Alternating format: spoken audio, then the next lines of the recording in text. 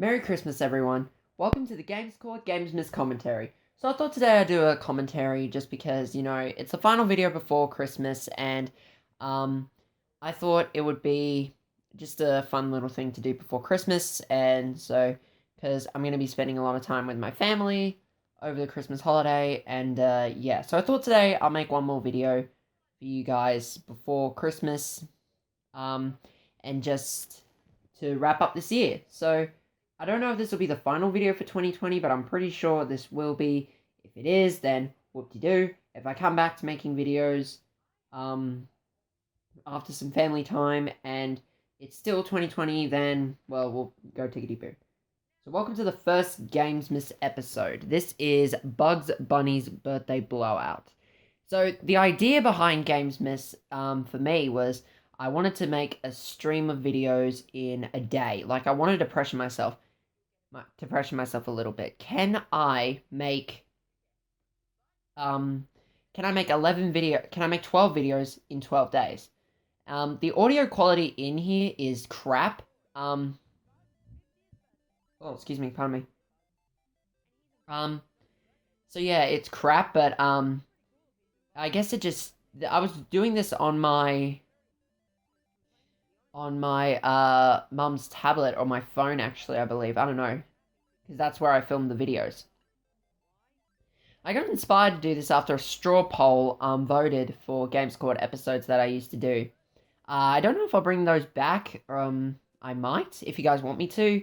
I can put up a poll either on YouTube or on straw poll, and just link you guys to it. That would be awesome if you guys want to vote on something.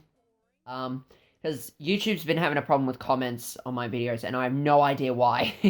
I'm not for kids. I'm abiding from the copper rules, but I just don't know. Maybe YouTube has this kind of thing where it cuts off comments from certain videos unless I turn them back on. But it really shouldn't be doing that, so yeah. Anyway, so the thing that I hate about this video is I love the transitions, but the problem with that is that it gets out of, I don't want to say out of focus because it's a digital camera, but it drops the quality down a lot. So, oh, that was a pretty cool transition. That zoom out, I had no idea that would be a thing, and I love it. So, yeah. Bugs Bunny is a really weird game, I just noticed. It's easy, but it also feels like you're on an acid trip the entire time. In fact, Cygnus Destroyer, who's one of my favorite YouTubers, who I don't really hear from anymore. Well, actually, I'm sure he's still making uploads on his Cygnus Destroyer video. He called this game Baby's First Platformer. I thought that was bloody hilarious. Yeah, the thing with oh, excuse me, pardon me. So the thing with Power Director, which is what I was using, it freezes you on transitions. So normally, with things like Premiere Pro, which I'm using now, you can, I haven't tried out the transitions, but you can animate like transitions and stuff. With this, it does it for you. I kind of like that. Again, I'm not used to Premiere Pro yet. I've only been using it this year. So if you guys want to give me any hints or tips on how to do some cool stuff in Premiere Pro, like have like the make cool transitions, then let me know. Sorry if I sound very boring. I'm trying to come up with more concise ones to say. Also, this is back in 2017, and this was back when I had my ostomy bag. I had my ostomy bag for August 2016, and it even comes showing in one of the videos, which is kind of cool, but yeah. The reason I love doing these commentaries, really, is because I love flashing back on the memories and how fun. Sorry, there was a move that I did. I did a fast movement, and I just love how expressive I can get, the innocence of a child, because I was 16 back then. That switch case was something that I had with my Switch. I still have it, I just don't really use it anymore because I normally pack it with something else. But if I find it. So yeah, that was Bugs Bunny's birthday blowout, and yeah, sorry that I didn't talk about much of the game or anything really. The first video was very short, it was about 5 minutes, so yeah. On to the next. Alright, Contra now. So also, I forgot to mention in the Bugs Bunny video, in the Bugs Bunny commentary, that the transition title screen that I did was literally, I took a photo of the Christmas tree that I had in my house. I still have it, but different ornaments, and I just put the title card over it. Yeah. So that was pretty much how I came up with the title screen for Xmas, and I don't use it anymore. At least I don't think I do. Anyway, so yeah, Contra. This was a pretty interesting video to make. Contra is infamously a really, really hard game. So, I don't know what I was thinking. Like, oh, look, and I put how I made the games is because I didn't have a physical copy of most of the games. So what I did was I downloaded I saved some of the images off Google and I printed them out, which was pretty cool. Pretty cheap, I know, but you gotta think of the mindset that I was in. I was in 10th grade. I just came out of 10th grade, living with my parents, and you know, I still live with my parents, but yeah. So anyway, I'm trying to say minimalistic is the way. Like, you don't really have to spend like a ton of money on good content. You just have to be well, obviously you got to have a decent camera and a good microphone. So investment's key, but you can use pretty much anything. Like right now I'm talking into a SingStar microphone. It's kind of hard to talk into. It doesn't really sound the best. But what I've learned in some of my media classes is if you hold the mic away from your mouth, like a fair distance from your mouth, like a fist away, you won't get plosives. So that's how it works. I do get plosives from time to time, but you know, I guess it's all about if you're breathing directly on the mic. You gotta stay on mic. What am I saying? Anyway, so yeah, Contra is a really hard game. Or should I say Probotector and Power Regions, because for some reason it was deemed too violent, which is understandable, obviously. A lot of this was back in the 80s, so there were a lot of helicopter mums. Well, actually, no. I don't know how parents were in the 80s, but there were some controversies, and obviously Germany was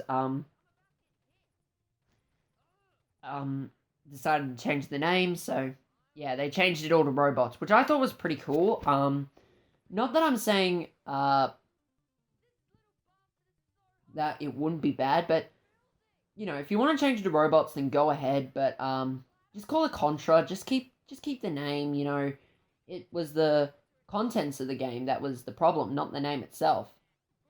So yeah, this was the first boss, and I just stayed on this boss for a while, just shooting everything. As you can see up in the top right corner, I used the Konami code to get 30 lives. I would consider that cheating, but you know, with a game like Contra that's so unbearably difficult, you kind of had no choice. Like, even if you could be the most pro player and still use the code. You can still use the code. Yeah, you would still use the code. It was it's the only way that I was able to get through this game without actually inputting any other cheat codes like infinite health, infinite lives, or anything. But I still died quite a bit on that level, so in the game, so it was pretty hard. And the thing is as well, with the challenge that I was setting up when I made Xmas was to do like 12 videos in like one video per day for 12 days. That's hard, especially because I didn't have anything planned. I was just doing it because, and I still do it because, well, I really like to do it. The thing is, like, with videos, sometimes there are videos you plan and videos you don't. So, although if you're going to do a marathon like I did, I would recommend you plan this a lot. Because and, you know, get into pre-production, post-production, production, beforehand, so it comes to upload and it's the best quality. I didn't know that at the time. And I just thought about it and I thought, well, let's challenge myself to give me some kind of upload schedule.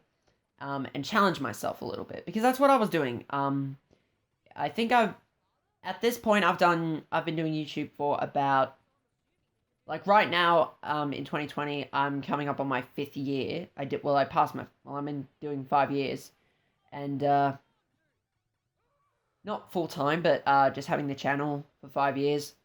And I wanted to, since I uploaded the video, my first video, I wanted to challenge myself a little bit. And that's really the thought process that I went with making Xmas.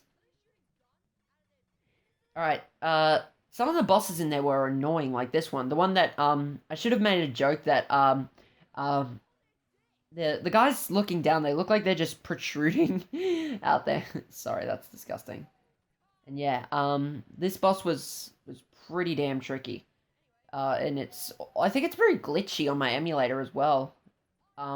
Maybe that's not, I don't know if that's how Mobby's in recorded, but, yeah, I absolutely have no idea. But, you know, the video is just primarily gameplay of the game, so, yeah. Not a lot of visual humor, but, yeah, or music anyway. It's just me and the game's audio and my voice. Back then, so, yeah. Oh, you gotta, there was a blooper that I forgot to cut out, because I had to match up the audio, with the video. So you got a glimpse of, my emulator startup screen. So yeah, that was pretty cool, just doing all of this, and, I think I had a cliffhanger in this episode, because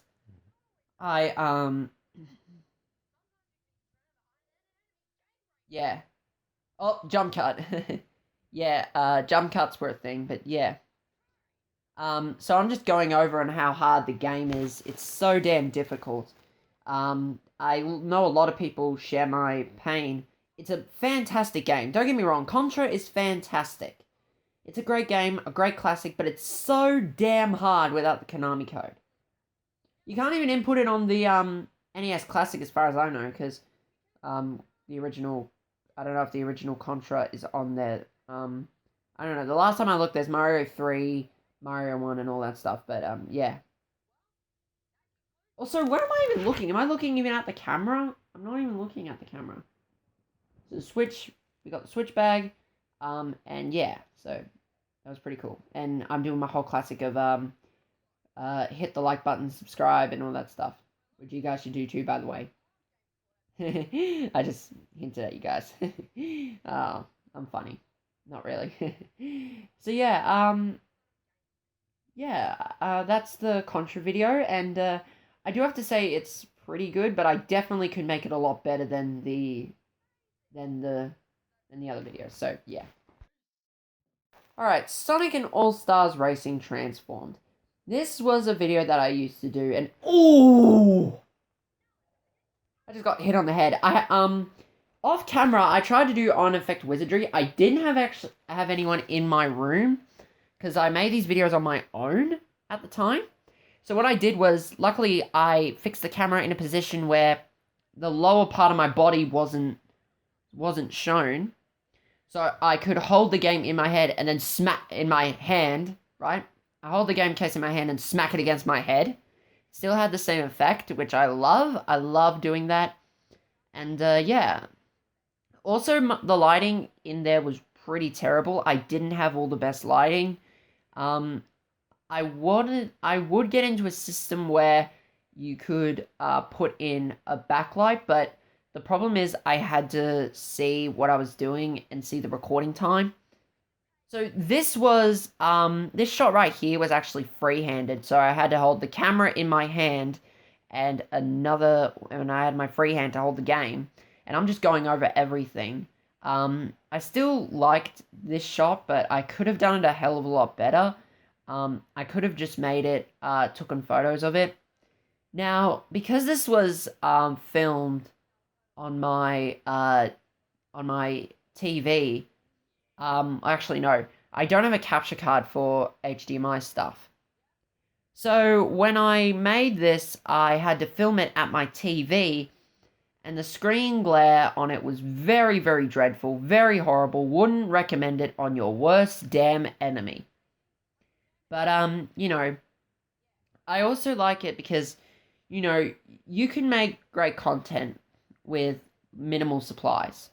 Like, literally all you need is to use I always believe in my philosophy behind my videos is what can I make, what how can I achieve good quality with the tools that I'm given? So, I work with what I have. So, in the videos, I morph the TV a little bit, play around with the settings to achieve the good quality without spending a lot of money. It's proper investment, I guess. But yeah. So I'm going over the game with a lot of it has a huge roster of characters with unlockable characters. But I didn't get that far in the game. I didn't get far in a lot of these games because one, I was on a schedule that I had to film one video per day. So I literally had to push myself to work under pressure. The old saying goes, you can't rush art, but the way that I filmed the videos were to put out videos in a short amount of time, on a consistent schedule is what I'm saying. And they didn't turn out good. Definitely not one of my favorites. But I loved the challenge. I loved setting myself goals. I think it's important when you make a YouTube channel to set goals because goals can drive motivation. Goals have motivation. So you think about what you want to achieve in a time span. That's why, with the new year coming up, you want to make New Year's resolutions that are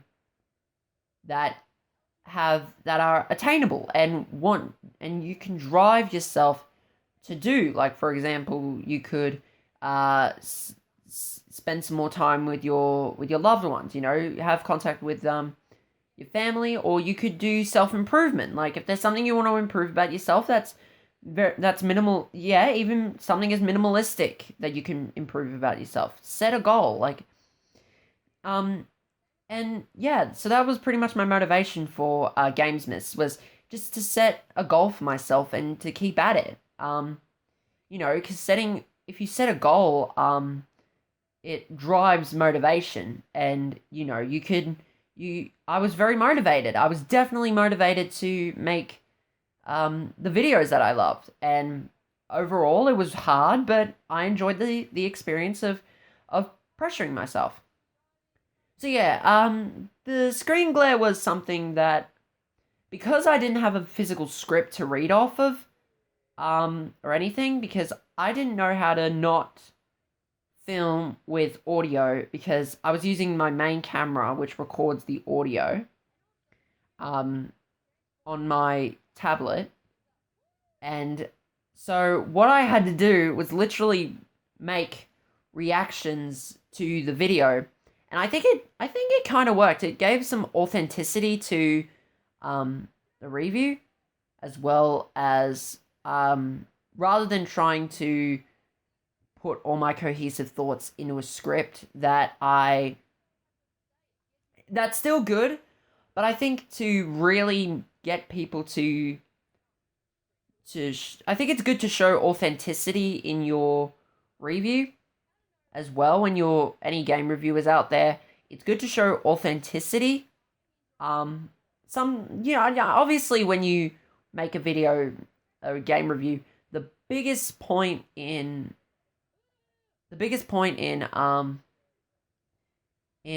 the video is authenticity. Like, you have to make your opinions feel authentic.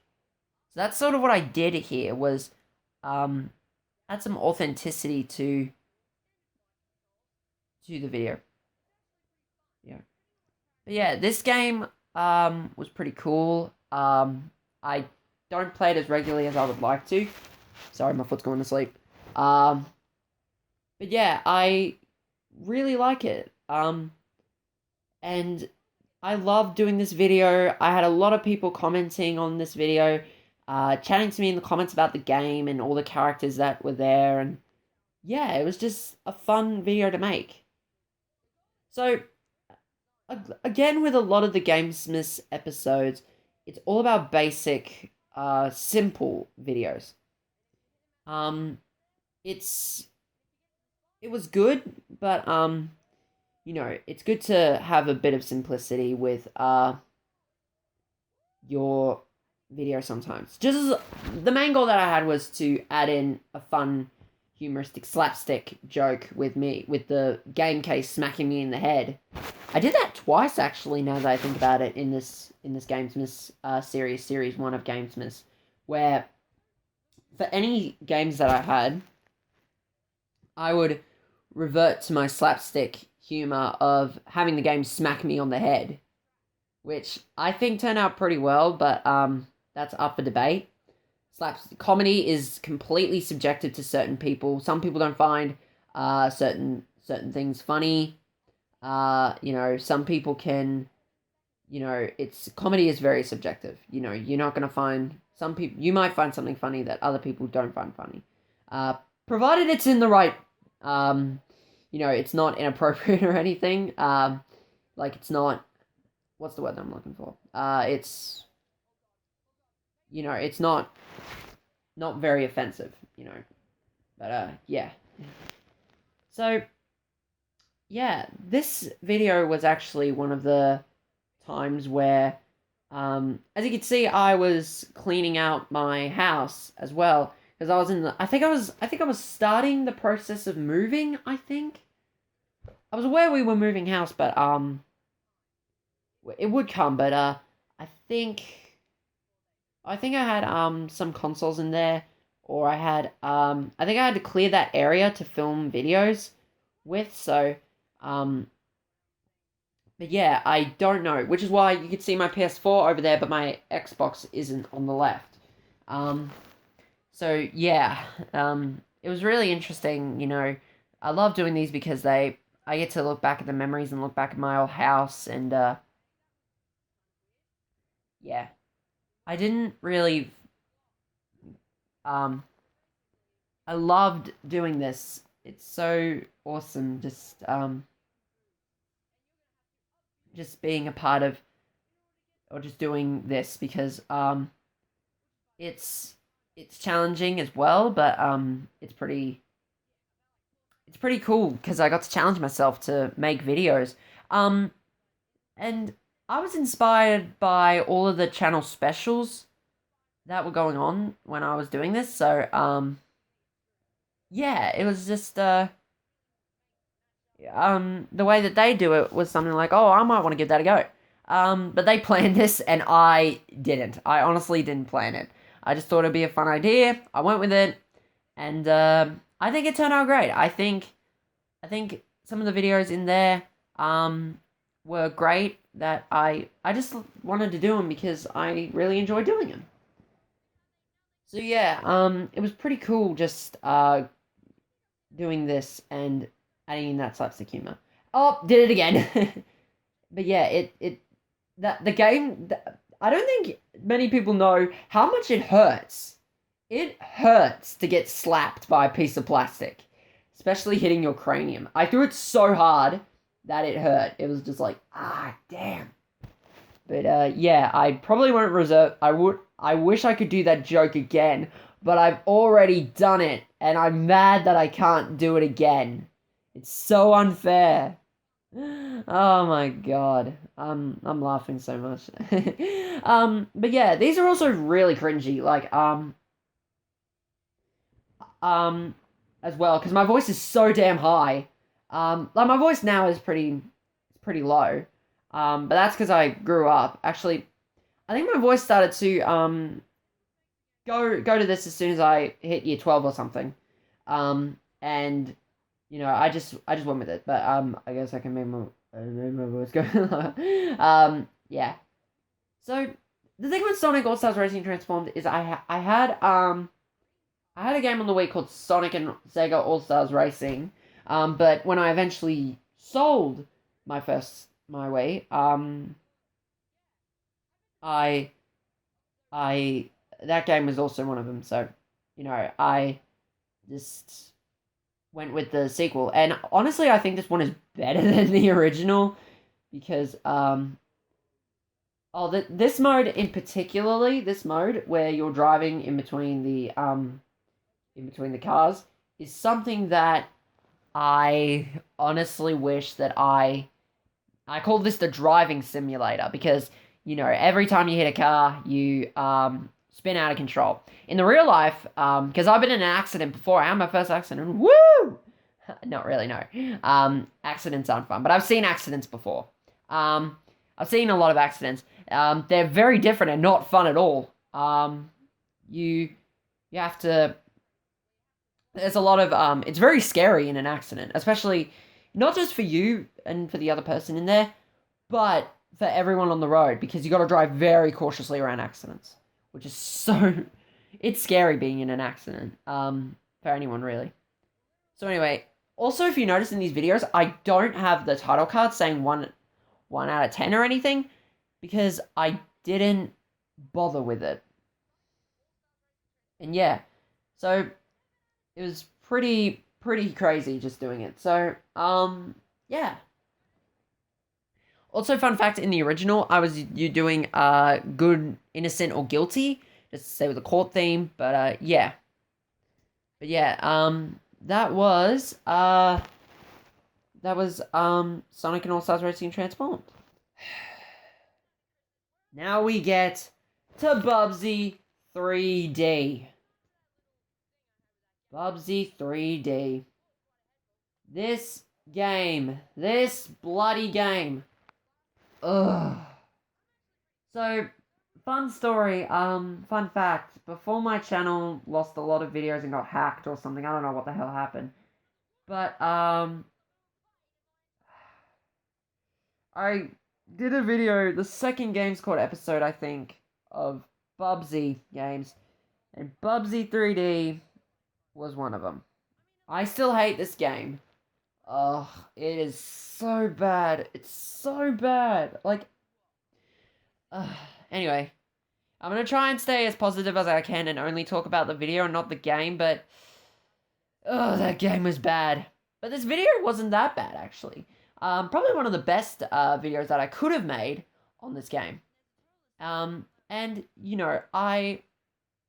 my emulator at the time didn't record sound. So right now, as you can see, I've got the emulator on the screen. This was my main PS1 emulator. And, we got the stupid pun. Sorry. I'm gonna try, but fuck this game. I hate it. Sorry if I'm sounding a little bit uninterested. This one here, right here. This was in a bathroom, and, my ostomy bag. I wasn't really sick. I was trying to puke. I think I freaked out my parents or my sister at one point, doing this, which was pretty funny if I did. But, you can see my ostomy bag hanging out. I couldn't really control of where my, ostomy bag was hanging out on my body, whether it could be out my shirt or anything. I mean, I could control where it was placed. There was only one place where it could be, so, yeah. And I could control the type of bag, so that was pretty cute. But, yeah, my ostomy bag makes a frequent appearance a lot.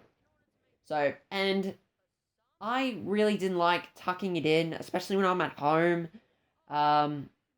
It was just really, really hard to tuck it in because it's free roaming, and I'm like, well, it's gonna hang out. I might as well let it hang out. And it's easier to change. I mean, empty as well. Because one of the things, it's like, if I could describe my ostomy bag in a pathological term, think of it as a huge, giant nappy. Or diaper for you American guys out there. But yeah, you gotta change it. You gotta empty, but you gotta empty it. I don't know if you can empty nappies. I mean, you can. You can empty nappy bags, but yeah. But yeah, it's basically there's a lot of maintenance with going into an ostomy bag. So anyway, I'm just playing the game, and this was actually one of the hardest games for me to play because the controls in there are awful. It's out of the games called, I can say that this is one of the worst games I've ever played in my life.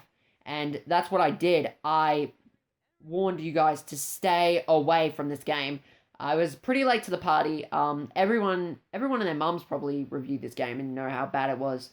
But I just thought, it was a fun little excuse for me to film, and I just thought, well, if I'm going to review games, I got to do Bubsy 3D.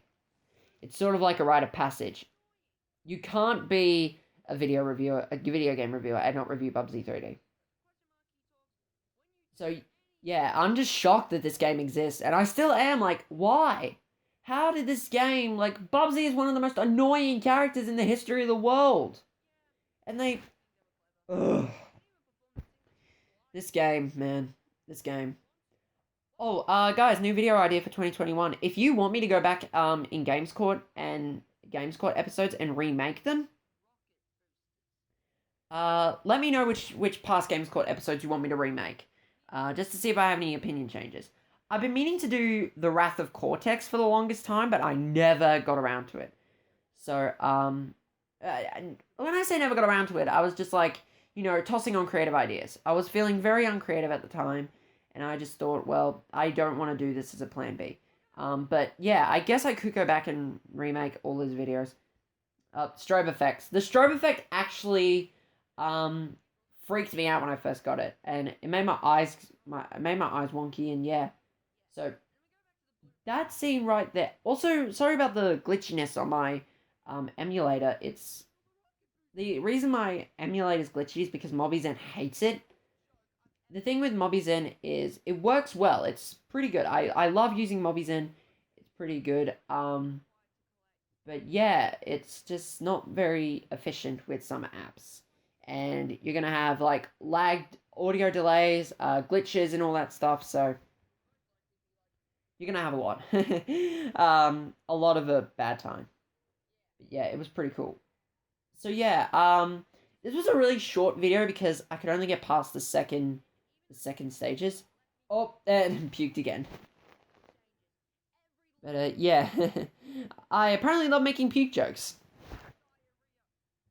I guess with the thought process behind the comedy, I thought because Bubsy 3D has so low quality, but yeah, I just thought, well, why should I bother with comedy to make it funny?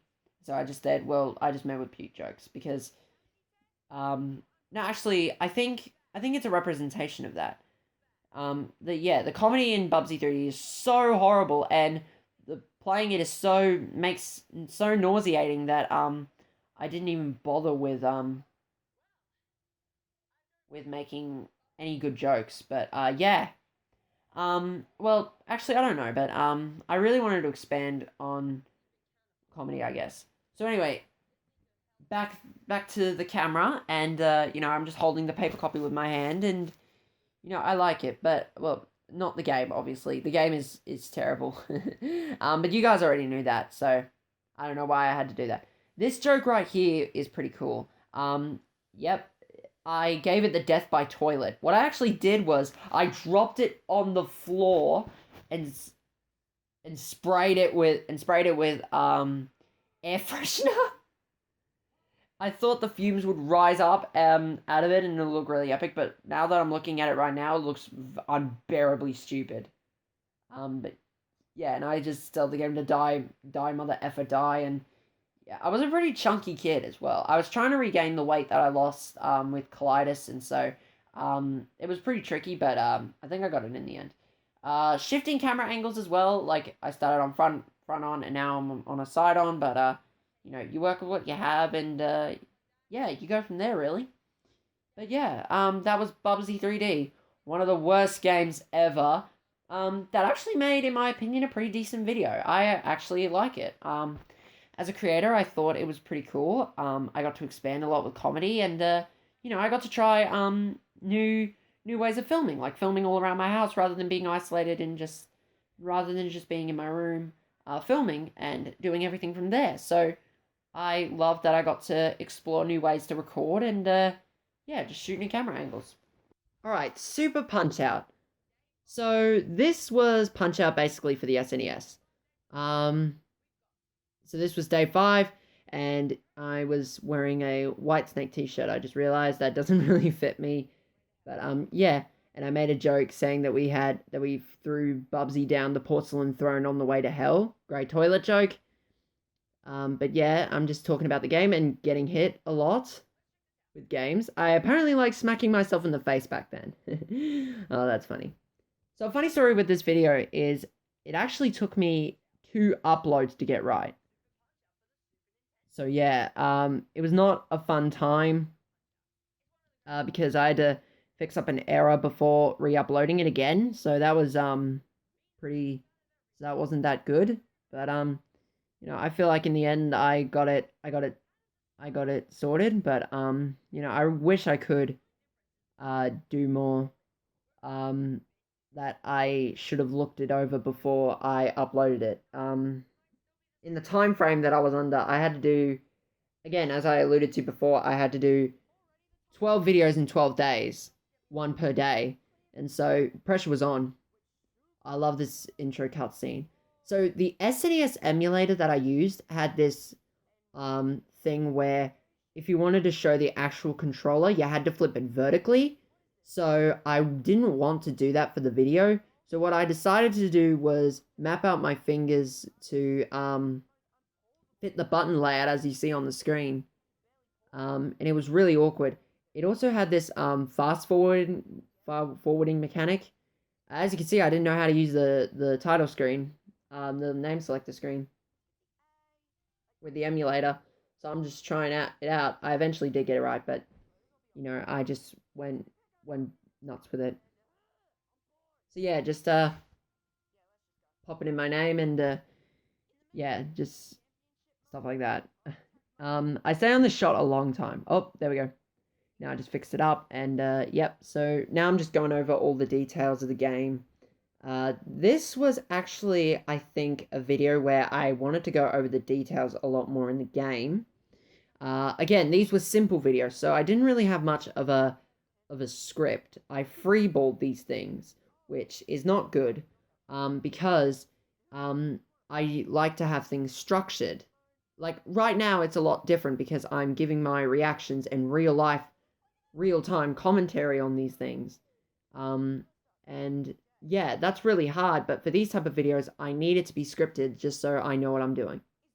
Alright, so the first boss that we have is Gabby J. So this is the equivalent of the first level's Glass Joe. If you know the NES game, which Punch-Out had, it's basically just Glass Joe.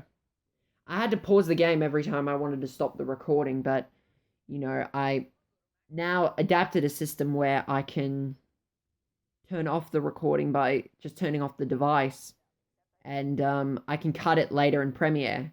So, yeah, that's pretty cool. So, this boss was pretty simple for a first boss. It was still pretty hard because I was so used to the NES version of Punch-Out. Like, everyone was... Punch-Out, for those of you guys who don't know, is a boxing game. Basically, like, Night Fight or anything else like that. Anything in that caliber. And it was pretty funny just seeing this game, and I've always thought Punch-Out was just one game and then that was it. But I thought it was really interesting to see another Punch-Out game that Punch-Out got a sequel, which is something that I really have massive respect for. Punch-Out was one of the most successful games in the NES anyway, so why not just give it a sequel? It was really tricky to play this game and get past this boss. It took me forever. Like, I can usually knock it. It took me 3 times to try to take him out.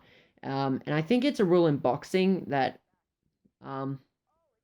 once you get knocked to the ground 3 times, then it's a TKO. So I don't know if that's true or not.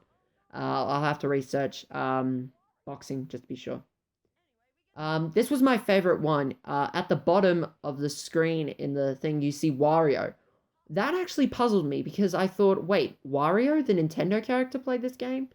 Again, it was a ROM like download, so I don't know if the stage selectors of that were automated or if people actually played this ROM, or the people who shared this ROM played it. I'm not sure. So yeah, it was pretty weird to see Wario, but yeah. I tried to look shocked and rub my eyes a little bit, so I thought, well, Wario was there. I got to make a joke about this somehow. Um, and that's what I did. So yeah, I just went with it really, and yeah, just went from there really. And my double chin right there. I don't really have a double chin now. I kind of do have a little bit, but I definitely have lost a lot of weight as I grew up. Again, right here, this is when I had my ostomy back, so I was very cautious about um regaining the weight that I lost. I think it was 42 kilograms. When I had ulcerative colitis. Oh, we got the bear hugger. Um, so the bear hugger was honestly a joke that I wish I thought about sooner because the name was so absolutely ridiculous. And I'm laughing like an idiot as well. Um, I'm actually fake laughing. Well, actually, no, I don't know because I start off fake laughing, but then I end up laughing in real life anyway. So you can't really tell the difference. You know, when some people when you're doing a photo shoot and the photographer asks you to just fake smile and laugh, you just laugh anyway. And they get the shot. So that's kind of what I did here. It's very simple. And I was laughing at the bear hugger while I was recording this. But I had to over exaggerate a little bit. It's like, and I make this joke. It's like you walk up to a bear and just hug him. But, you know, and I just went on this tangent. It's a pretty long shot. Editing was not my biggest standpoint back in those days. Um, yeah. So the cool thing about Punch Out is nowadays the bear hugger was the boss that actually made me not want to play the game any longer. I could not get past this boss for the life of me because seriously, and I'm acting like I'm punching him in the this was an awkward thing to shoot because it looks like honestly I'm punching him in his dick. Yeah, I'm just giving him a brutal whack to the job and you know, I thought I was hitting him, but obviously I wasn't. I had no idea what I was doing. So I thought maybe I had to do something. And yeah, I got destroyed by this guy. But yeah, I could not defeat him. You're either hitting him in the face or hitting him in the nuts. So yeah. Yeah. I like the face that he makes. He makes like, oh, and the funniest thing about the Super Nintendo is that when you get hit, it's showing off more effects as well. Like obviously the Super Nintendo 16-bit, so you can do a lot more. Like when I got hit in that, if you saw there was a retainer that flew out, or at least I think it was a retainer, or maybe it was a teeth guard. I don't know. Those little things that you stick in your teeth and they protect the teeth. They protect the teeth. Yeah. I can't say my words. So yeah, this was a pretty tough boss to once you get the hang of it, but you know, I think I did pretty well as long as you don't punch him in the nads. But yeah, this guy, I'm not going to say he was easy. He was pretty difficult. And yeah, I punched him in the nads. You apparently can't not punch him in the nads. So yeah, that's something really interesting. And the fact that Little Mac wasn't there was something, or maybe I think it was Little Mac, but the 16-bit version of Little Mac, like this is what I'd imagine it to be like. And oh god, yeah. Um, it was pretty cool just to play this game. And again, the pressure is still on me to do that, to get a video out a day. So that was pretty cool, having that. So, and I've got a bunch of people asking me on the Games Miss Season 1 specifically. I had one person who's one of my all-time biggest supporters. Um, he is he went by the name of Joe Jordan 23. I don't know if he goes by another name or if he still goes by the same name. But he wanted me to review the Zelda CDI games. And, you know, I said I would do it, but I don't have a CDI. I still don't have a CDI. I never bothered with doing CDI games because I can't find a decent emulator for the CDI, and there hasn't been one released on Android devices, so I just kind of brushed it off at the side. Um, Also, sorry if I don't know if you noticed this with any of my other videos or even some of my new videos, but I look tired in some of them, and that's because with my ostomy bag and colitis, it's really hard to get sleep.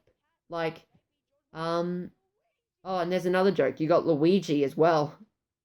Oh, and there was a Walt there. I'm noticing it just right now. There's a Walt there. There's a Walt there. I should have went with like Walt Disney or something. But I don't think Disney has any. Actually, no. Disney had a good relationship with Nintendo. Um, Obviously they released Disney video games. They released video games like after Walt's passing. And yeah, so I think they just obtained the license from whoever was running Disney at the time. I want to say that at the time it was either Jeffrey Katzenberg or John Lasseter. I know John Lasseter worked with Pixar. He's one of the biggest face of Pixar, but not too sure. Any Disney nerds out there, tell me if you can tell me who was the Disney owner in the 1980s, let me know in the comments down below. If comments are open for this video, and if they're not, then I'll go into the video and open comments for you guys. So yeah, this is when I made the announcement, where I was going to, at the last Gamesmas episode, I had the idea to review one of the two worst games of all time. So I went with a system where I chose between E.T. and Superman 64. The latter of which was something that I just threw out there. I've seen a lot of YouTubers talk about Superman 64. It started on AVGN, the Angry Video Game Nerd, all those years ago when he first reviewed Superman 64.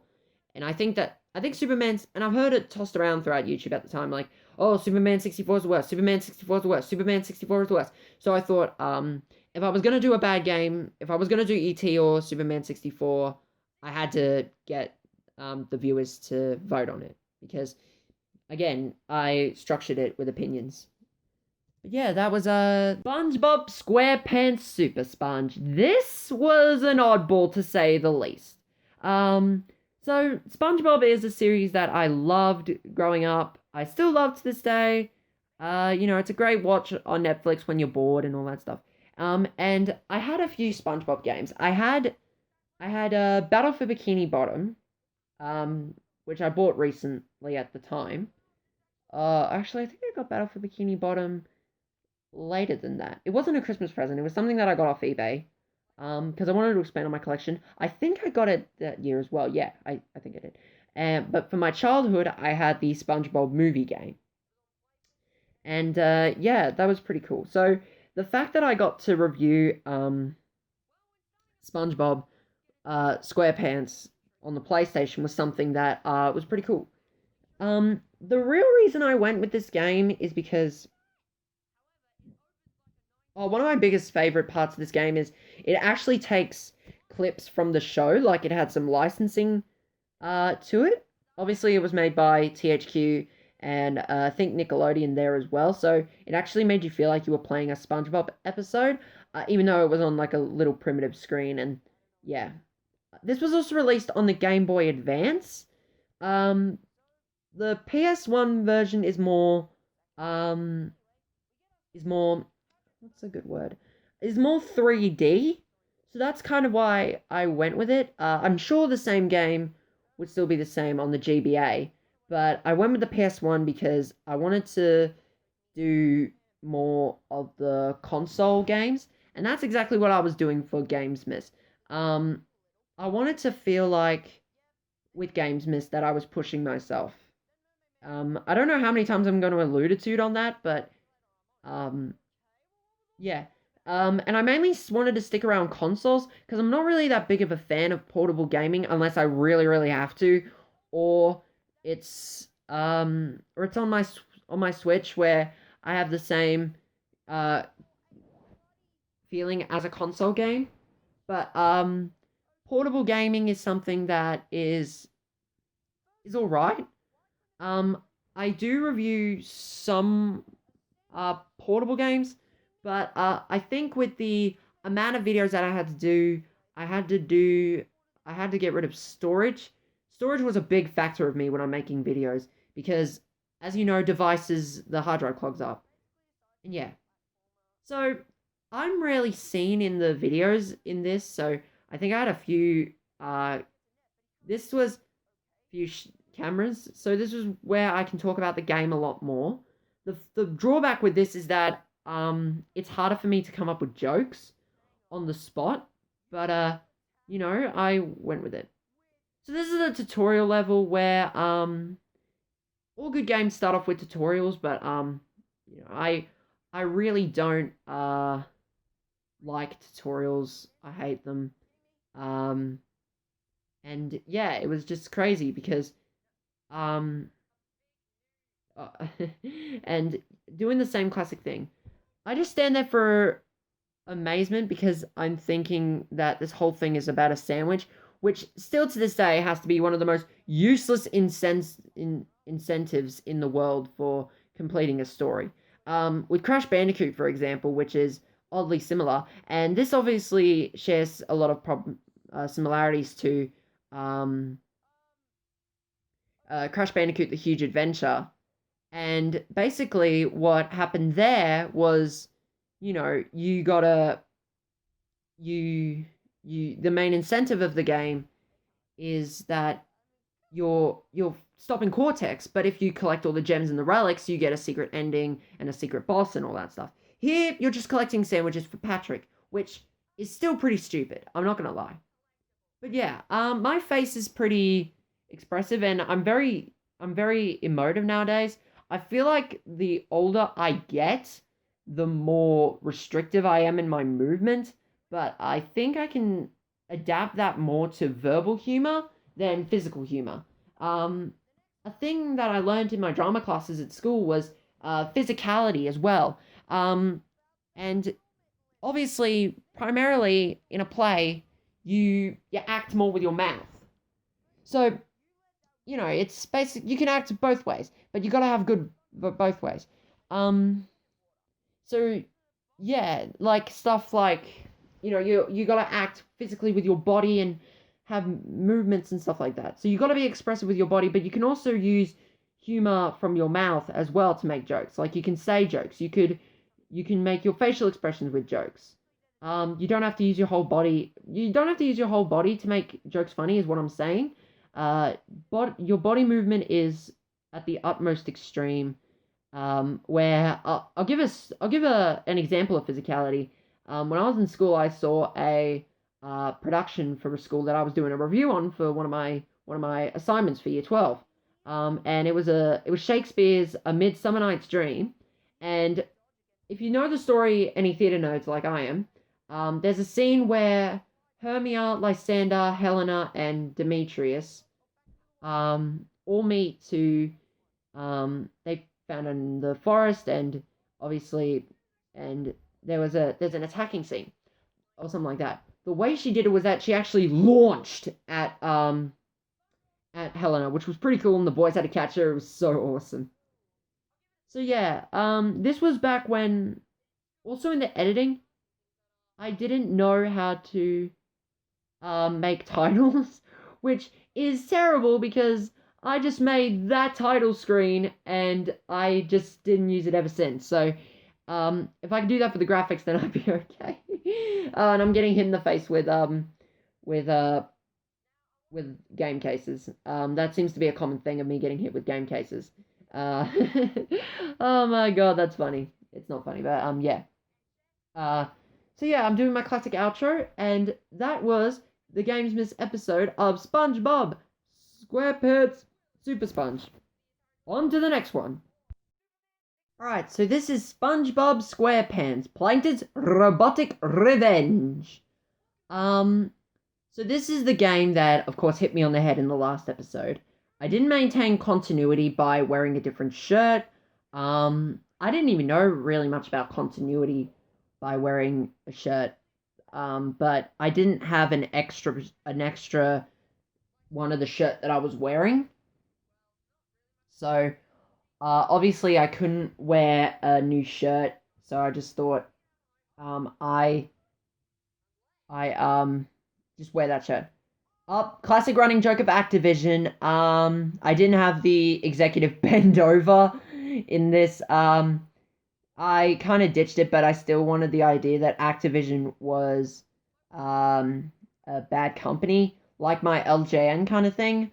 I don't want to really associate myself with any other negative company, like, because I want to give all games a fair chance. And Activision nowadays has made some great games. They redeemed themselves. They made Tony Hawk's Pro Skater 1 and 2, which I started playing, and I think it's really good. I love being able to delve into like the Tony Hawk games. And Crash Bandicoot 4, It's About Time.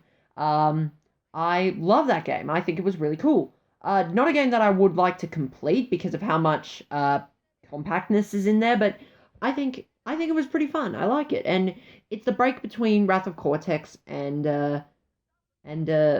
Crash Warped that we needed. So yeah, but when I made this video, Activision was still infamous for putting out crap. Even though they made the Insane Trilogy, they were very snobby, and they added in microtransactions and all that stuff. But this was at a time when Activision was still like making money for cash grabs.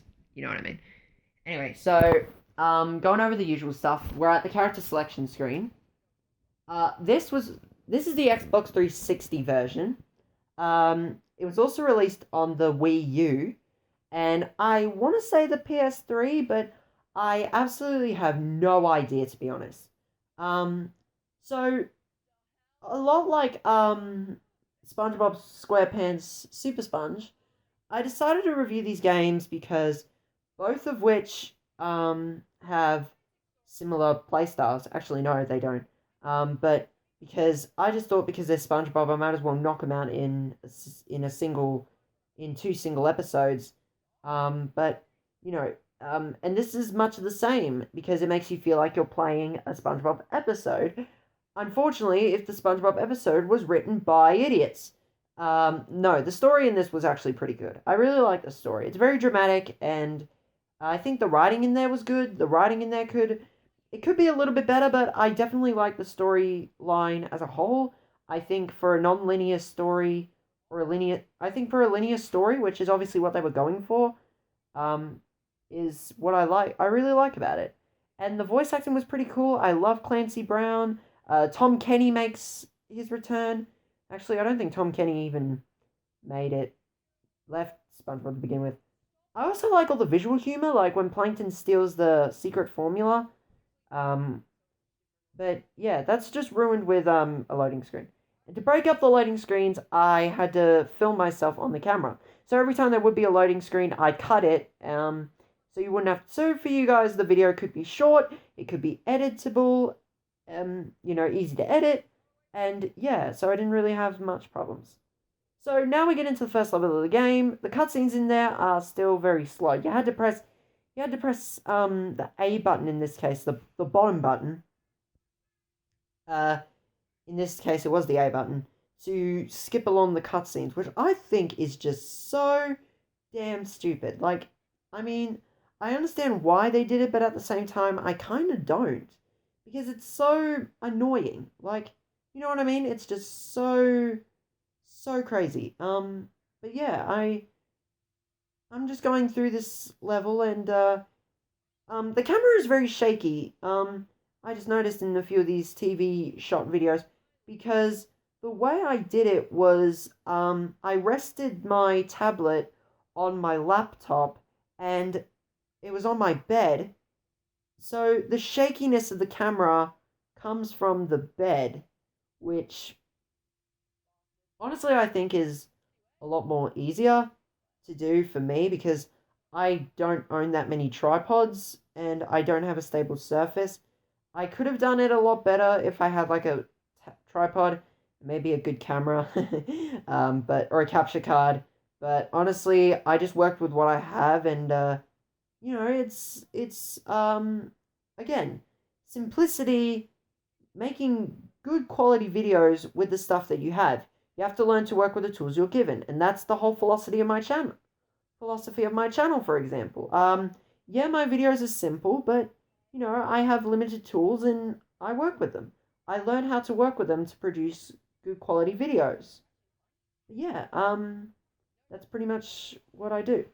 So the first level of this game is, it's a semi, I don't know really how to describe it. It's a bit like Crash Bandicoot mixed with Spyro gameplay, or it's like Crash of the Titans a little bit. Oh, yeah. So it's a bit like Crash of the Titans where it's a platforming beat 'em up, but I had a lot of complaints with it. For example, sprockets remind me too much of Ratchet and Clank, and they're useless apart from upgrading. Sorry, they're useless apart from upgrading your weapons. Sorry, I kind of turned into Elmer Fudd, like upgrading my weapons. I can't do Elmer Fudd's laugh. I wish I could do Elmer Fudd's voice because that was pretty cool. So I came up to the first enemies of the game, which were robots, and they were pretty easy to defeat. But the thing that I wish I did back then is that SpongeBob does not shut up in this game. Every time he defeats the enemy, he goes, "Oh, it's just like popping a bubble." Nah! And it was pretty easy as well, I've noticed. So literally, what happens is you walk maybe for like 3 minutes as a whole. Again, it's not truly the level time. I didn't time it, but you walk for like less than 10 minutes, and then you're brought to a new level where at this screen you're just selecting your weaponry, which is kind of stupid. The levels are ridiculously short, but because they're split up into 3 themes, I think it kind of works for that in that case. But I can't say for sure. I definitely will say that I've played shorter games, but this is a console game. You'd expect something with like not that lot of levels and only 3 level themes from something like a portable game system or a flash game. Something that shouldn't take a lot of time to beat. But this is a main console game. And by main console game standpoints, that level count is ridiculously low. It's just so stupid. 3 themes of levels, and it just gets boring and monotonous. But this game, I wish I could change my opinions on it because I kind of like this game. Again, I'm a very simple guy, but this is almost too simple for my liking. You got to have some complexity in there because, yeah. I'm gonna try and justify it because if you're too simple, you'll be boring and bland. If you're too complex, you're gonna turn into something that people can't stand. But if you find a good sweet spot, you if you find the right sweet spot, you'll get the dosh. Sorry if I turned Dr. Seuss back then. Hey, I mean the Grinch is pretty good Christmas metaphor, and I thought like well it's that time of year. I just do a Grinch joke for the video. But yeah, it's also really interesting because you have a gun as well, but you're also karate chopping. So yeah, this game wasn't the one to physically break me, but look, I love this joke where I'm like sleeping on top of my cupboard at the time, and yeah, that was pretty fun. Um, the whirlpool ride I think was kind of a good standpoint, but it was boring and laid out, and I hated it. So, and it didn't matter if you died because you would start all the way back, and you couldn't get hit more than 3 times, otherwise you'd be the dead. So yeah, I just realized that these go on forever. But yeah, it's just it was pretty fun just to do. Again, it didn't really matter because the spirit of what I was doing was still there. I was just thinking about um producing quality videos with the time frame that I have. And yeah, so yeah. We get up to the first boss. We get up to the first boss. This boss was a pain in the ass to defeat. Again, it's just a plankton robot, but yeah, it was pretty easy to defeat. The main problem that I have with this, the real reason it was a pain in the ass is because I wanted to be done with this game as quickly as I could. So that's the main reason was it was a pain in the ass, was because it took forever, and it was so damn boring. I wanted to be done with this game already. Because I realized, okay, I gotta edit this and I gotta make the video and I gotta, edit it all and upload it on the same day. Let's get a move on. Actually, I don't know if I recorded this the day before or the day or on the actual day. So yeah, that's pretty much what I have done for SpongeBob, was just went with that, I guess. But you know, it's so I defeat the boss. At least I think I did. In this shot, yeah, I did it, and then I moved on to the next level, which was much of the same level that I did prior to filming it, and I went on this monologue. Again, it wasn't scripted for because I didn't have time to develop a script. I had to get it out. Like, I had the idea, let's roll with it. I winged it. So I was winging it. I was winging a lot of these episodes. But yeah, that's basically what I went to do. But I remember it very fondly as well. I don't watch a lot of my old videos back because this is the only one that because I can't sit down and watch them. But I can sit down and watch some of the original game scores and not be like, ew, this is cringe. But, and yeah, so I'm not gonna cut out much. I'm gonna cut out most of the outro because I just don't really feel like it's necessary. But yeah, that was SpongeBob SquarePants Plankton's Robotic Revenge. On to the next one. Do I even have to come up with the right words to say it? You all know this game, Dr. Jekyll and Mr. Hyde. Any AVGN fans know this game, know the infamy of this game.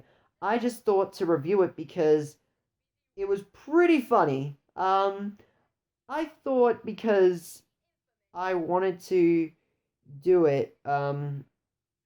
Jekyll and Mr. Hyde is such an infamous game, and yeah, that's basically what I did it. So I had a Diet Coke in my hand because that's what I had in my house. But yeah, I wasn't sponsored, and I don't know if I can get in trouble for, I didn't know if I could get in trouble for doing that nowadays, because I think that's copyright. But I didn't promote it in any way. I just drank it. If I wanted to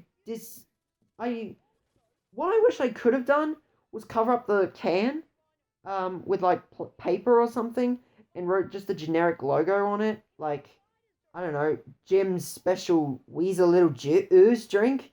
But I didn't, because one, I don't think it would be, ethical to do it, wrapping a can in paper. Two, if I were to do that, I would have to draw the logo on first before wrapping it around the can.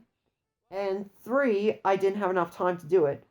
And also, bonus, I think it could kind of ruin the taste of the drink if you do that. But again, I'm not sure. But yeah, I should have put it in like a water bottle if I was going to do that. Again, it can ruin the taste of the drink if you do that. So I just decided to leave it. So anyway, yeah, I drank this Coke primarily to get through the pain. And that Coke was damn good. It was so good. Oh, and I'm also holding my ear as well because I'm trying to drink it as like a sense of delight. But yeah, I'm just complaining that you're moving so slow and acting like an idiot. Oh, I make myself laugh. I make myself laugh all the time. And I don't know if people will notice, but I was working alongside a door. And if you don't know a door is there, it can hurt like a mother freaker.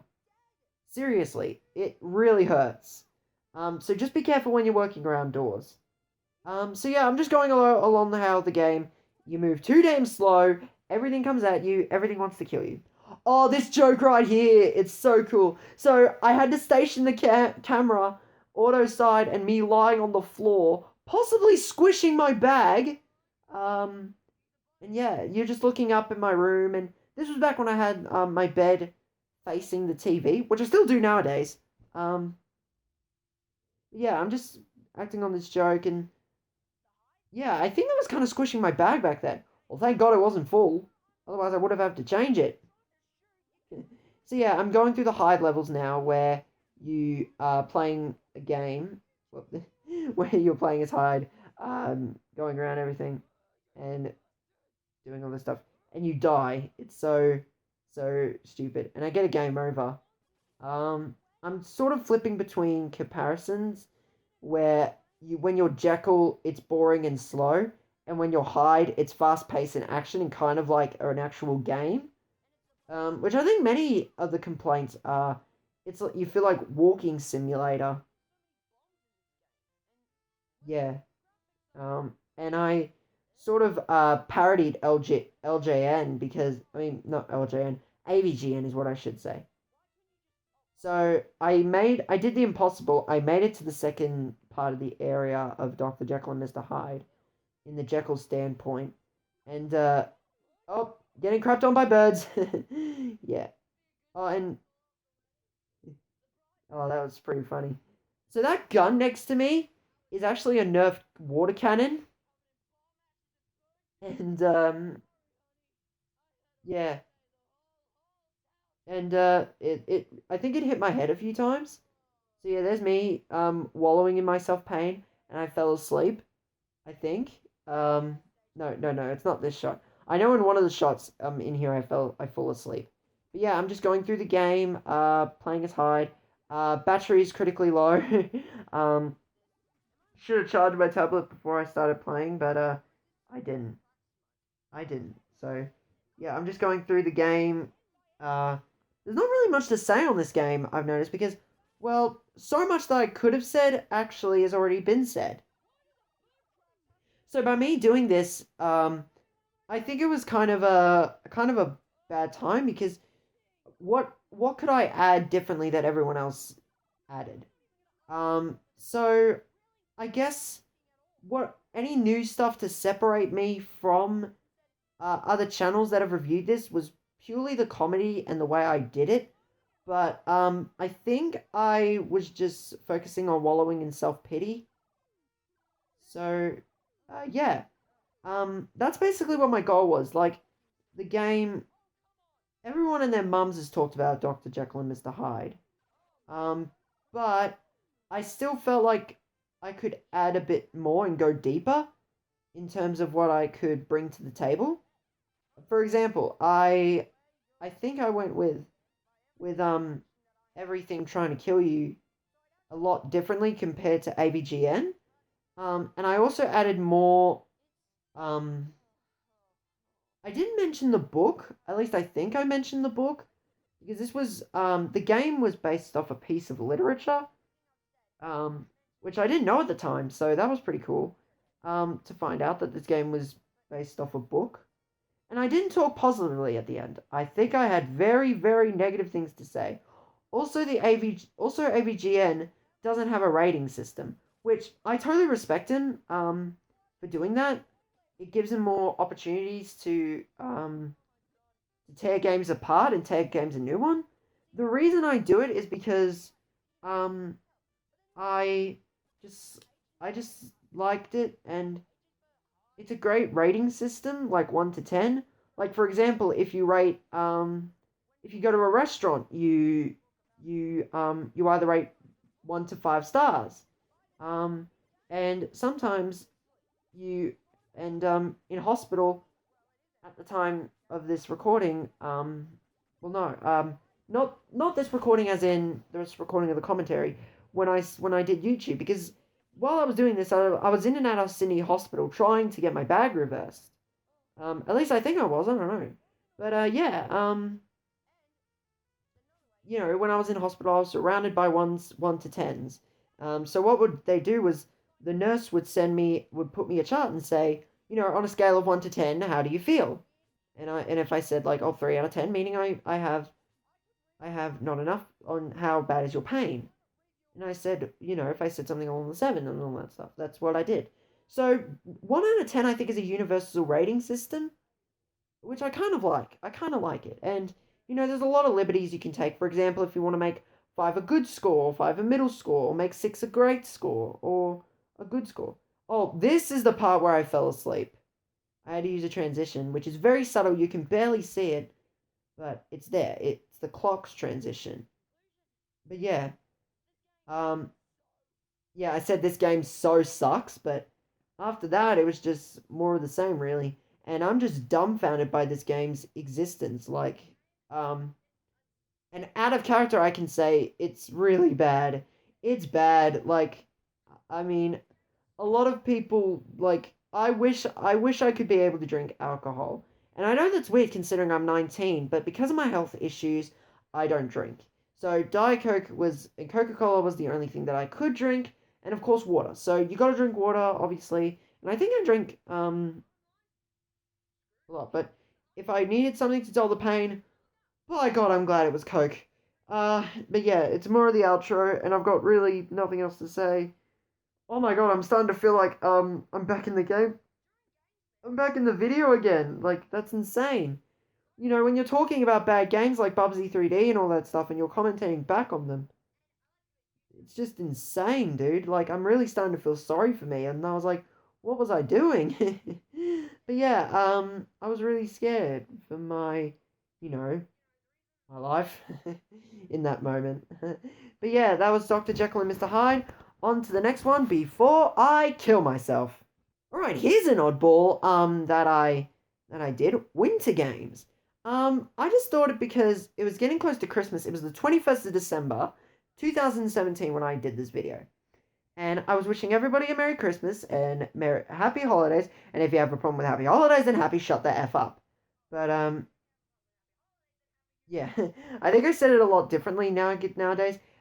The picture itself was so big, I had to fold it. And yeah, um, I had to fold it because I printed it out as a poster, which I don't know what happened. Maybe the printer was having some issues. Um, issues. I sound like Dr. Scratch and Sniff. The printer has a lot of issues. No, no, no, you stupid printer! I can't do Dr. Scratch and Sniff's voices, I'm sorry. But yeah, I'm just going over. I don't really know why I hated this game, because it's just a simple sports game. But, and that's what I originally thought. It was just a simple sports game. But, yeah, the opening ceremony takes forever, and you have the option to play it again, but, I really didn't feel like sitting through it, but, so I just said yeah, I just went with it, really. And one of my biggest pet peeves is that they didn't have Australia. They didn't have Australia in the Olympics, which is so stupid because I wanted to play as Australia. So I went with the closest thing that I could think of for Australia. And I get compared a lot to British people anyway, so I think I went with British. So yeah, I get compared. I get a lot of because I got a lot of people saying, "Oh my God, I thought you were British." No, I'm Australian. Get it right. Oh, and I had more trouble with the end screen here than I did I did I did back at Punch Out, which was pretty weird. So I went with JJ Ooh Ooh. But yeah, it was so stupid. Like, how hard was it to make a simple entry screen? And I use that as foreshadowing. So there was only 4 games that we could pick. Obviously we got hot dog aerial, speed skating, figure skating, and the bobsled man. Don't know why I went with the Jamaican accent when I said the bobsled. I guess because cool runnings and all that stuff. Ski jump or hot dog aerials, as this one is called, was so damn hard. I had absolutely no idea what I was doing, and the controls didn't help me much either. They were hard, but that's the thing. Look, you can do nothing, and check this out. No points. Woohoo! That was the biggest insult that I had. So I then decided to move on to. But yeah, the cuts in there were a little bit awkward, but yeah, not between the gameplays and the camera. After the gameplays and the camera. Biggest speed skating. This was a really easy game because literally all you had to do was push the D-pad back and forward. But if you're playing it on a controller, it's I don't want to say easy, but it's pretty. It's not that hard. But since I was playing it on an emulator, it was damn near impossible. So yeah, I don't know. It was pretty weird, but you know, I think I went through it pretty well. Um, and yeah, just went with that really. So yeah, this was pretty. I really didn't have much to say apart from the fact that it was very. The controls were tedious because and it was hell on my fingers playing this game. And yeah, so I'm just going along, going along. This thing is taking forever, and I ended up placing worst in that match. So yeah, I think. Oh, if you look at the time at the bottom, I'm red by the way. So yeah, and the music went like a do do do do do do do do do do do do. And then I made on this old joke. It's like, isn't that the most melodic sound you've ever heard? It's new lens harmoniously blends the dying squeals of Taylor Swift's boyfriends with the melodic rapture of of stuff like that, and with a hint of seasoning of a gramophone being smothered in diarrhea. The joke of Taylor Swift's boyfriends was Taylor Swift goes through so many men. Um, I just thought it'd be funny. No, I don't really know much about Taylor Swift nowadays. Um, but at the time, she went through so many guys. Um, that it was. I just thought it'd be funny as a joke. Um, uh, I don't know. I just thought it'd be funny to just poke at Taylor Swift. I've got nothing against Taylor Swift, by the way. Um, I was just very, very, very immature with my jokes, and yeah. So I'm talking through the bobsled right now. The bobsled is pretty simple. The turning in there was pretty, pretty hard. But let's just say you ain't gonna feel no rhythm or rhyme with this. See what I did there? Oh, I love cool runnings. And that's basically the extent of jokes for me. And oh, I thought my emulator broke. Yeah, at that section I just realized that it froze for a little bit in the recording and I was like, "Wait, did my emulator break?" Because I know my emulators on devices are easy to crash. And last but not least, we got the infamous figure skating. This is hell to control. Basically, you have absolutely no idea what you were doing, and I had absolutely no idea what I was doing, and no one actually did. So I kept falling over, and the controls in there were so, like, unresponsive. I could hardly do anything.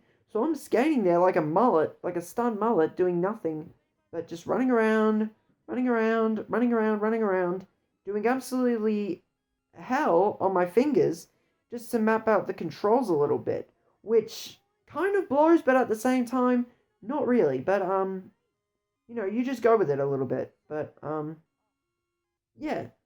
So in the intro, I just explode and say I hate it, but yeah, I definitely would give it like it was a big trophy for the worst controls ever, and that's the joke I made. So yeah, I'm going crazy and like going crazy with the controllers. I don't have an look at me going jittery. Look at me getting jittery.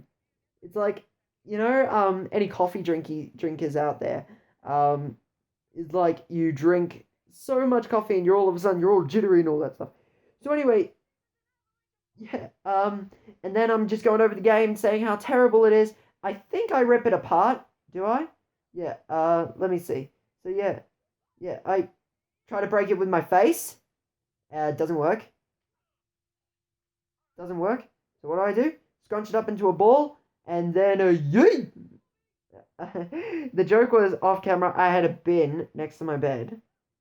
And yeah, that's basically where the joke went off. So yeah, that was a pretty fun video to do. Not a fun game to play, but glad I did it anyway. So that was Winter Games on the NES. So now on to the next one, day 10. The 10th video of Gamesmas 2017.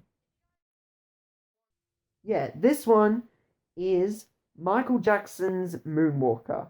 So, Michael Jackson is one of my favorite artists. I think he produced some great songs. And, you know, I really just love Michael Jackson. But when I found out there was a game for him, um, beyond what I originally played was Michael Jackson The Experience, which is just like a DDR dance game kind of thing. I wanted to review Michael Jackson's Moonwalker game for a while now, but I never really got around to doing it because, um, I just didn't have the right words to say about it. So, yeah, I just thought I threw my hat in the ringer, and I love Michael Jackson, so that was my um, driving force behind it. Throwing Michael Jackson puns, like who's bad and all that stuff. But yeah. Um so yeah, just going around Michael Jackson is already at the pinnacle of humor already.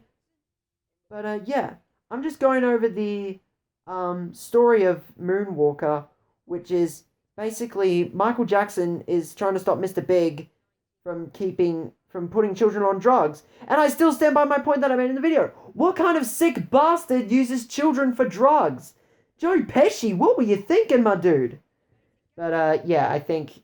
Oh, by the way, yeah, Joe Pesci played Mr. Big. I still think that's pretty stupid, but again, it was back in the I think it was '89 when the film came out. Drugs were a big, massive problem, and they still are to this day. We're still having issues with drugs, and substance abuse and all that stuff. But to put kids on drugs, it's pretty stupid. Illegal drugs, I might add. But I also think that's a pretty lame villain motive. Um, wanting to give children drugs. Um, but it's just insane. But yeah. So this first level was pretty cool. It was based off the Smooth Criminal video. So, also I found something pretty interesting. Regarding Smooth Criminal. Did you know that Annie, Are You Okay? Is actually based off a CPR mannequin? Yeah, I read something on Google that said, I don't know if Michael Jackson, they didn't know if Michael Jackson was taking a course on CPR and first aid as the video was being, as he was writing the song. But yeah, to speak to the mannequin to ask if they're okay, they say, Annie, are you okay? And that's pretty much where that joke came from. So anyway, after you rescue the children, you have to find Bubbles, who directs you to the boss, and Bubbles is so hard to control, especially down the stairs. So Michael was just really hard getting down those stairs, and Bubbles was nice, but he was pretty much useless. So anyway, and I go across the piano, which makes noise, and oh, there you go, Mr. Big, and he goes, "Hey, you never catch me, see?"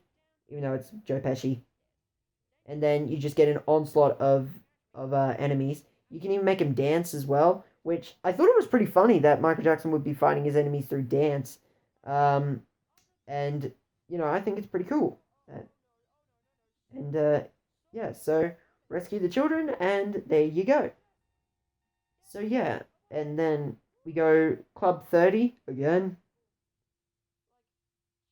And yeah, so it's a pretty short video, I've noticed. It only racked up for like 6 minutes and 19 seconds. And I know you're going to pull on the Bohemian Rhapsody. It goes on forever, 6 bloody minutes. So yeah, so every time you complete a level, you have to go through the same thing all over again, is what I think I'm alluding to, because I did the motion, but yeah. I thought it was pretty cool, so you get a thing in my book. Eventually I died, so the game over sequence, and you get Bubbles doing the Thriller dance. Oh, that's pretty cool. I thought it was pretty cool. So anyway, we're going through the outro and ranking the game again.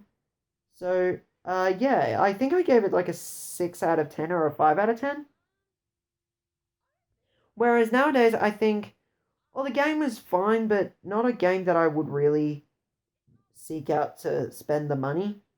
But, if you're a big fan of Michael Jackson and you were a huge fan of Moonwalker at the time, and, a lot of people were, I definitely would recommend checking it out. It's not a great game, but for a Genesis exclusive, that was pretty cool. And, you know, I would definitely play it again. But not really, not really. It's a bit of a tie. It's similar to Wrath of Cortex in a way. That yeah, it's good on to some, but it's bad to others.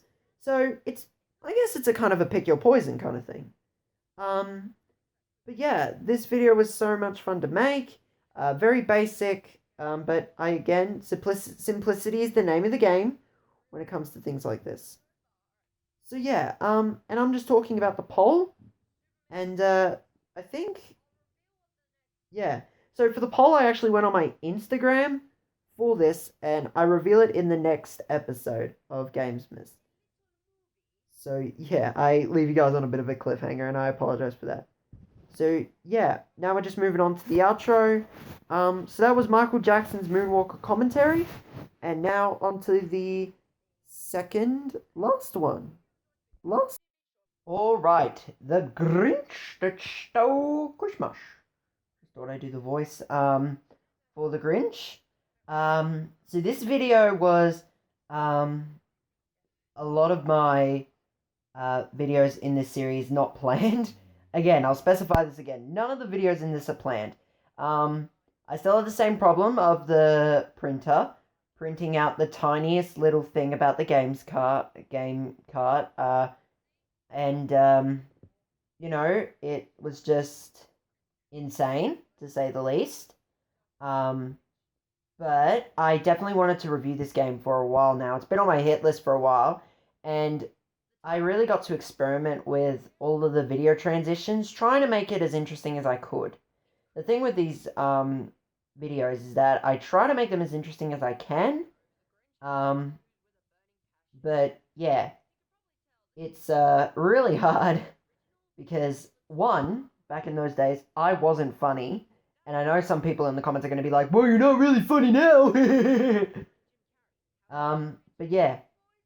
And second of all, editing is not my biggest strong point. So I'm getting better at it. I'm teaching myself how to edit, but, it's just crazy. So one joke that I wish I did if I planned this was paint myself green. But the problem with that is that it would be a pain in the neck to get out. I like how I talk about the slime coming down and it makes me feel really uncomfortable. And I questioned it because the Grinch is green, so I thought that's why they do it. Also in this video, as you can see, I was trying to switch out to D-pad to analog movement. It's easy on a controller, but a pain in the nads on an emulator. It's a pain in the neck because it's both a pain in the nads and a pain in the neck. As you can see here, it's very finicky on my emulator. So I wouldn't recommend actually doing it. If you're gonna play PS1 games with the intention, you can still get great results with a D-pad, obviously because of the way the PS1 controller was originally designed. But it's gonna work a hell of a lot better if you use a D-pad. So how I recorded this was actually pretty cool. Basically, I just filmed the tutorial level, and I thought as I was recording it, I was coming up with jokes as well, like say, hey, it's Gary Shell or something like that. No, that's not what I said, but, I just thought, yeah. Oh, another problem I have with these emulators is that they're screen tearing. The screen tearing is annoying. Also, in this, I complained that only the Grinch can use keys, but why can't split it to max? I think the main reason why they did it is because you go into the same room anyway, and, yeah. Also, I don't know if this is just me, looking back on it, but it actually doesn't remind me of Dr. Seuss. It kind of reminds me of Charlie and the Chocolate Factory in a way. Like, the Grinch is Wonka, but and there's no Charlie and stuff like that. Like, this isn't what I imagined when I saw the Grinch's cave, because we see the inside of the Grinch's cave in the film, and it doesn't look anything like this. So I think that the way they did it was to actually give you sort of a hub world rather than a map, which I can kind of understand, but at the same time, looking back on this, I'm kind of like refreshing my opinions also in a way that why didn't they do this, or why is this like this? Why is this like this? There's a lot of things like that. It's kind of I know it kind of sounds like Pinky and the Brain when I talk about these reviews. Looking back, it was like, eat that Brain, I think so, but if they called them sad meals, no one would buy them. Sorry if you can hear the barking outside. That's my dog. Neighbors must be out or something like that. And we get to the Who's, and they always want to hug the Grinch, which I never understood that, and I still to this day, like, dude, he's the Grinch. He's there, the Grinch. Why are you hugging him? Aren't the Who's meant to be afraid of him? I still stand by that point. Like, aren't the Who's meant to be afraid of him? So, yeah. Oh, sorry. Sorry, I'm trying to record and background noises all over the place. I don't know how well it can be heard in the mic. So anyway, yeah, I'm just going over the joke of the who's hugging the Grinch, and my arms are really chunky. I just realized my arms right now aren't really that chunky now, but I don't know if it's because I've grown. Because again, in the time frame of this video, I was 16 years old and trying to regain the weight that I lost because of colitis. But how it worked in a way was I just my arms are really chunky. My arms aren't really that chunky now. I don't know if I've seen them in videos, but yeah. I'm just looking back and like, my arms are really chunky. Yeah. So yeah, a lot of things with this game as well. I don't know if it's the game itself or my controller, emulator. But there's a bit of a lagging situation. On the Who's throws snowballs at you, sorry. It's hard to articulate words sometimes. But yeah. So this is what I do is like you can also play as Max to get presents, which I never understood that. Well actually yeah, I think I kinda understand that now. You know, having the same characters do the same things. And well it makes sense. But what doesn't make sense is why Max can take out certain presents and not the other presents. I could be wrong about that, so yeah. Also, I was moving around a lot. I just realized that. So yeah, I'm just going through the classic intro. It's a really short video. I realized the last two videos are really short. The last one is like 5 minutes. So yeah, that was pretty much my commentary on the Grinch. Final thoughts about the video. I do think it's a good video now that I'm looking back at it, but it's definitely a game that I would like to replay further and go into more depth in the future. Obviously, when I plan it, because I have to plan these things as well. So yeah, and I revealed that the next episode is Superman 64. Perfect segue to the next episode. And now, let's take a look at the final Gamesmas episode. Firstly, I want to thank everyone for watching this video up until the end. Greatly appreciated. Whether you're watching this on today, whereas I uploaded it, or you're watching it on Christmas Eve or Christmas Day, spending time with your family. I really just appreciate you coming down to my channel and watching it. So if you're new, I'd like to say welcome to my channel, and if you'd like to see more stuff by me, be sure to hit that subscribe button and turn on channel post notifications. And if you're returning, I'd like to say I'm super grateful for you guys. You guys do so much for me throughout my YouTube journey, and I'm very thankful that you guys are here. And Merry Christmas, God bless and love to your family. So anyway, let's get into Superman 64. Now, the thing about this video is the emulator that I was using had this issue where some of the backgrounds changed a different color because it was on the phone, but I was playing it on my tablet. I don't know if that's the case, but it definitely seems likely because technology in this is so stupid, and I'm not proud of it. But yeah. So basically what I'm doing is that I'm going over the story, provided you guys know the story. And you... Just looking back at the rings gives me PTSD. Um, like, oh, jeez, I hated the rings. Like, I still agree with most of the standpoints. It's the worst control games I've ever played in my life. And I've played, Garfield on NES. And, yeah, this is pretty bad. No wonder it's called the worst game. But it's just insane. Really how bad it was. And I was just shaking the camera, and it was both accidental and on purpose for humor. So basically, I had it off, smacked right into the door. So basically what happened was I had it resting on my laptop, which is prone to shakiness.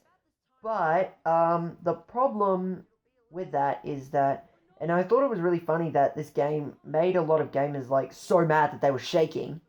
Um, and the control scheme was very shaky, so I just thought it'd be funny as a joke. Looking back on it, it's a great example of visual humor that I was using, which I never really thought would work.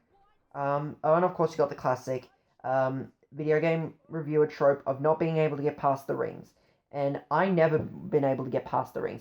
I am sorry that I wish I could have gone further in this game, but by that point, I was already knackered. So, I was already tired, which is just yeah, I was already sick of the game. I was fed up with it. And you can see it on my face as well. Look at my face. It's just, I'm like, oh my god. Oh, yeah. And honestly, it's the same as Dr. Jekyll and Mr. Hyde. I don't think I can add anything else that anyone else has ever said. I could probably try and find the positives if I could. Or maybe I could reword jokes differently. But I think pretty much everyone has talked about this game to death. So, while I'm not adding anything about to the game, I can instead talk about um, the video as a whole. Again, it's just a fairly simple video. Um, again, working with what you have, and I know that also is tools as well. Like obviously, I had my phone and I had my laptop to rest it as like a makeshift tripod. I had to get really creative with videos. And I still do. I look at what I have and say, okay, how can I make this good? Or how can I make a video out of this? And while I do like it, it doesn't really work most of the time, but, I'm not complaining about it if I can make something good quality out of it. Um, but yeah, it's sort of when Australia, well, when Canberra specifically was in a COVID lockdown, my teacher just from my course that I was doing at the time was just saying, write something that simulates working from home. And in that I wrote, you do what you do and you work with what you have. But and that's kind of true. That's how I still stand by, I'm given these tools and I got to make the best with them. It's similar to life. I know a lot of people's religions, right? Will say, you got to work with the tools you have and you have to do the best with what God gave you. And that's important. Not everyone has access to big fancy lights or expensive 4K cameras. People just have very simple things. And that's how a lot of YouTubers get started. Yeah. And that's how a lot of YouTubers get started. They have some simple premise and they run with it and they work with what they have. They use the tools that they're given. But anyway, guys, unfortunately, that is the end of the Gamesmas commentary video. I'd like to say thank you so much for coming on and watching this. And I wish you all a very Merry Christmas and a Happy New Year. God bless and love to your family. And if you are new to my channel, please consider subscribing and turning on channel post notifications. Stay up to date on whenever I upload a video.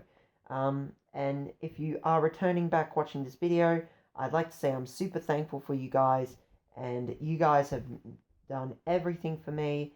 Like, every person that watches my videos makes me so happy, because I love doing YouTube, I love making videos, and I just love doing it. It's just fun, and that's basically what drives the YouTube channel, is me having fun. and you guys enjoying the videos. I really hope you guys enjoyed this video. Merry Christmas and a Happy New Year, and I wish you all the best for 2021. Peace. Peace.